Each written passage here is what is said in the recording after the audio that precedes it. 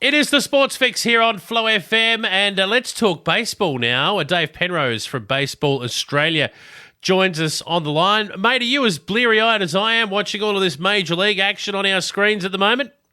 Yeah, there's certainly been a bit going on, and if it's not enough, what's happening abroad, we've had plenty on our shores as well. So lots of baseball to keep an eye on. That's very true. We're going to talk about the girls to start with. We'll get to Australians doing big things stateside in a minute, but we had the Women's Showcase. Now, this is not to be confused with the national titles, which were held in Adelaide recently, where all states competed, and I think it was New South Wales in the end beating the Vics in the final of that, which we talked about last week. But the Women's Showcase was ABL franchises, the best women's players in the country, along with some imports from overseas, got together and were split up into three different franchises, weren't they?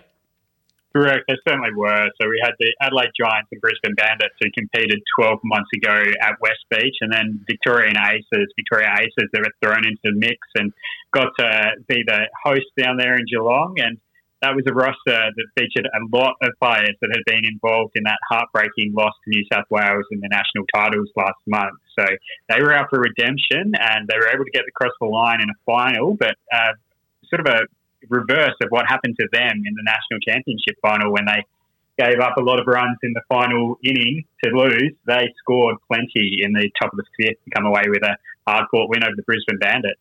That's right. The Adelaide team didn't go so well.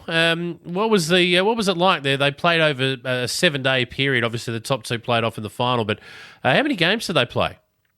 Yeah, so 4 games for each team in the opening round. So the Adelaide Giants, they sent it down to the wire. They took a lead early in the final game of that opening round against the Brisbane Bandits, and if that had won that one, they would have gone through to the final. So they were there or thereabouts. They had a very, very young roster, the Adelaide Giants, but excitingly for South Australian baseball, that from 12 months ago when they had 2 local players, they were up to 5 or 6 this year. So good opportunity, and a handful of them, quite a few of them quite young, and as young as 15. So that's a really bright future for the Adelaide Giants. And we've seen and spoken so much about that growth of the program, women's program in South Australia, and that's another tip and heading in the right direction to see 5 South Australians on the roster. Absolutely it is. And if you have a look at women's baseball in SA at the moment, at Baseball SA level, we've got 3 divisions. We've got a strong competition. They got that showcase event now where the Adelaide Giants girls get to shine. But probably the only thing that maybe the girls would be looking to do at some point, I think, is that bridging opportunity in between that the men have with that other competition that features the best 40 players, I think, in the state.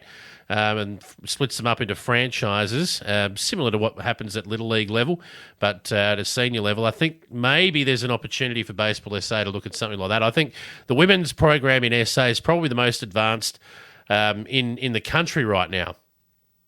Yeah, it certainly is. It's come such a long way, and because it's come from so far behind, it's got a lot of catching up to do, but really is making significant inroads. And it's exciting across the board. We've seen quite a change with quite a few of the veteran Emeralds players that featured in the national team.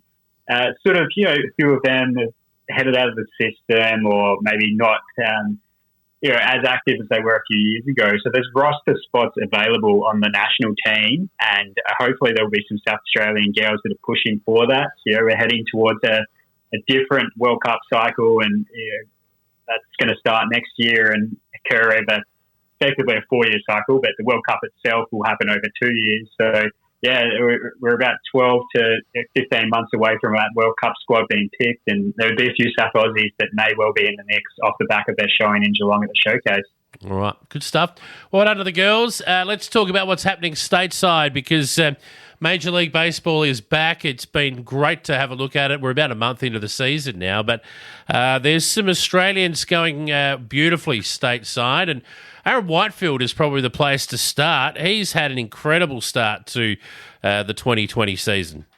Yeah, so good was his start in the minor leagues. He's been rewarded with a call-up to Major League Baseball back in the show. So Aaron had the opportunity 2 years ago in the COVID year when they played a short 60-game sprint of a season, and he started with the Minnesota Twins then played a few games, didn't get a hit or anything, but scored on debut after coming in as a pinch runner, and then got options, but they didn't have a minor league season there, so he didn't get to play any baseball for the rest of the campaign. And then last year had an awesome season at minor league level again, but elected free agency at the end and wound up with the LA Angels. So not long into his stint there, he's already been called up to their big league team, which we sort of spoke about. It might be an opportunity there, that they did have some players in front of him, but it could happen, and it's probably happened a little bit earlier than I anticipated. So he's played a couple of games this week. Yeah, he's. We can keep an eye on him, of course, Adelaide Giant, and we're wishing him all the best. He started for the Giants here, and now he's doing great things stateside. But he's not alone. There's a few other Aussies going well, and hopefully we'll see a few more in the show by the end of the year. But there's a couple of familiar names that we've been talking about, Curtis Mead being one of them. He continues stamping his authority on the minor league system.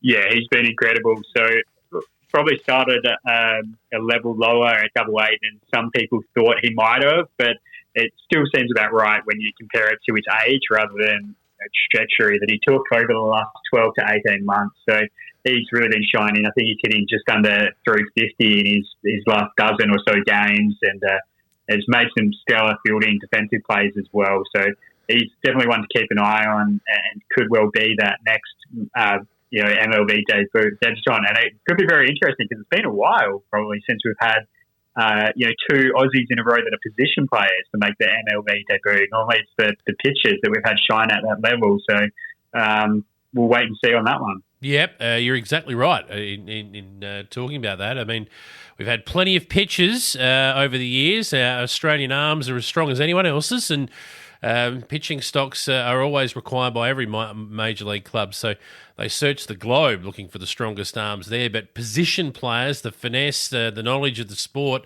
and the game itself, they tend to be, position players tend to be of, Latin American or American background, really, don't they? Yeah, they've been few and far between for Australia over the years. I think before Aaron Whitefield making his debut in 2020, back to James Beresford in 2017, I think, and then it was probably another 5 or so years prior before an Aussie position player made their debut. So, yeah, definitely a lot of arms in the system, but, Curtis Mead is one to watch, and also, I guess, Robbie Glendenning as well, out of position players that are over there. And there's a few others that could knock on the door down the track as well. Of course, the Japanese are well represented in the show as well. And speaking of, what about Shohei Ohtani? For any lover of baseball, this guy is probably the most unique modern player of all time. A bloke that can go to the mound and do what he does there and then just stroll into the batter's box and destroy baseballs for fun. We're going to be telling our grandkids we watch this guy play. He is perhaps the best player we've ever seen. I think what gets away from you as well is the fact that he's only 27. So it obviously hasn't been in majors in the US that whole time, but he just almost instantly made an impact there, and he still has his best years ahead of him. So that's a scary thought, a scary proposition when you come up to face him. So, he's just phenomenal. Quite a laid-back sort of guy. I saw a quirky little video the other day of him just doing his thing in the dugout, and then he goes out on the mound in the batter's box and does his thing there as well, and he's an impressive athlete. It's the equivalent of, in AFL terms, for those who maybe don't understand the baseball, of a guy sitting at full forward and booting 10, and then the next week going into the midfield and picking up 40 possessions. I mean, that's what Shohei Ohtani's doing. He's not just able to play on the at first base and hit, or he's not just able to be a pitcher. He's a star at both. Yeah, he truly is. It's phenomenal. So how long he'll keep up with that, we'll wait and see. But yes, he's got two different ways of keeping himself on the roster throughout the duration of his career. Let's just hope he stays healthy. That's the key to a player like that. And I know they'd say wrap him in cotton wool and take good care of him. But, anything else before we wrap it up, Dave? We'll get underway with a bit more baseball down in Geelong, so I'll position myself down here with a beanie and make the most of the Australian Senior League Championship. So a really exciting one. fun event with plenty of 15, 16-year-olds, and it's one that Curtis Mead himself came through not that long ago with Adelaide Armada and went on to compete at a World Series in the US. So really exciting week, 5 days, 8 teams down here, and again, the World Series ticket is on the line, and it hasn't been for the last couple of years due to COVID. So bit of added incentive there. Absolutely, mate. Well, we'll catch up next week and talk about that. And we'll check in with our Aussies overseas as well. Until then, mate, enjoy, and we'll catch you then. Thank you, mate.